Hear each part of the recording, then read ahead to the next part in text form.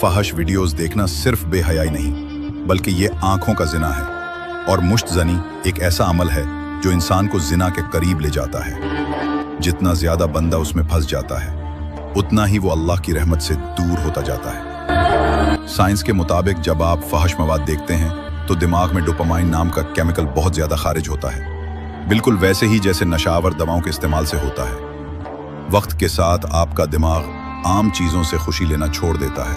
इसके नुकसान में शामिल हैं डिप्रेशन और बेचैनी, नौजवानों में नामर्दी, इरेक्टाइल डिसफंक्शन, शादीशुदा जिंदगी का तबाह होना, जिस्मानी कमजोरी और सुस्ती, और सबसे खतरनाक बात, इंसान दूसरों को सिर्फ एक जिनसी चीज समझने लगता है, इंसान नहीं।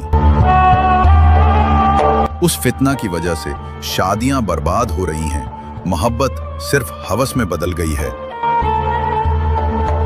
और दिल अल्लाह की याद से गाफिल हो गए हैं। रसूलुल्लाह सल्लल्लाहु अलैहि वसल्लम ने फरमाया, ए नौजवानों, तुम में से जो निकाह की इस्तिताअत रखता है वो निकाह करे, क्योंकि निकाह नजर को झुका देता है और शर्मगाह की हिफाजत करता है।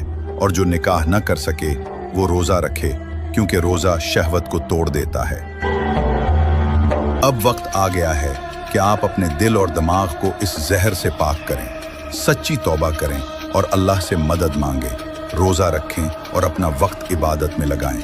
मोबाइल, इंटरनेट और माहौल पर कंट्रोल रखें। ऐसे दोस्त बनाएं जो आपको बेहयाई से बचाएं।